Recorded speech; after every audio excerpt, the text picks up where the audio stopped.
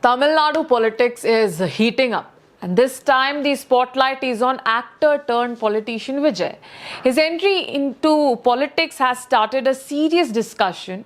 Can he break into the minority vote bank that has traditionally supported the Dravida Munnetra Kazhagam, also known as DMK?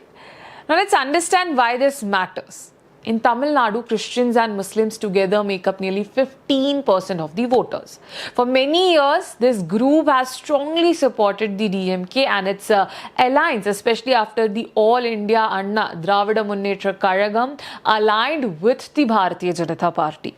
This pushed minority voters even closer to the DMK in recent elections like 2019 and 2021. But now Vijay has entered the scene with his party, Tamizhaga Vetri Kazhagam, popularly known as TVK.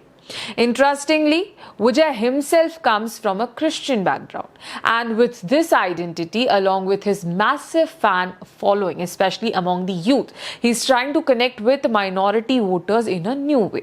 At a recent rally in Tirunelveli, which saw a crowd of around 10,000 people, mostly young supporters, there were early signs that things might be changing.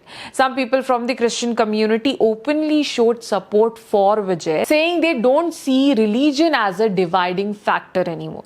Instead, they are looking at unity and change. During his speech, Vijay projected himself as a strong secular leader. He also made a bold attempt to attract Congress supporters, suggesting that his party represents their true values. At the same time, he indirectly criticized Chief Minister M.K. Stalin, accusing him of controlling the state Congress. But this did not go unnoticed. Tamil Nadu Congress leadership strongly reacted against Vijay's statements, rejecting his claims. Meanwhile, the DMK is trying to show confidence. Leaders from the party are saying that their minority support base is still strong and stable. Some even questioned Vijay's connection with the Christian community, suggesting that he may not have a deep religious engagement. But behind this confidence, there are also signs of caution. Recently, M.K. Stalin held a Christmas event in Chennai, but in Palayamkottai, an area with a strong Christian population. This move is being seen as a targeted effort to maintain connection with minority voters. Now, what about the church? Sources from the Catholic Church say that their official support has not changed and still remains with the DMK alliance. However, there is some uncertainty when it comes to young voters. Some senior members feel that Christian youth may think differently this time, especially with Vijay's influence.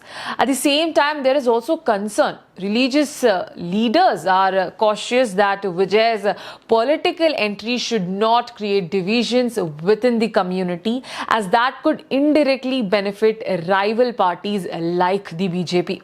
Another interesting point, at a Christmas event organized by Vijay's party, top church leaders did not attend. Only lower level representatives were present. This shows that the church is being very careful and does not want to openly signal any political shift. So now, as Tamil Nadu moves closer to elections, the big question remains: can Vijay's popularity and youth support actually turn into votes? Or will the DMK continue to hold its strong position among minority voters? This election is not just about parties anymore. It's about influence, identity, and changing voter mindset.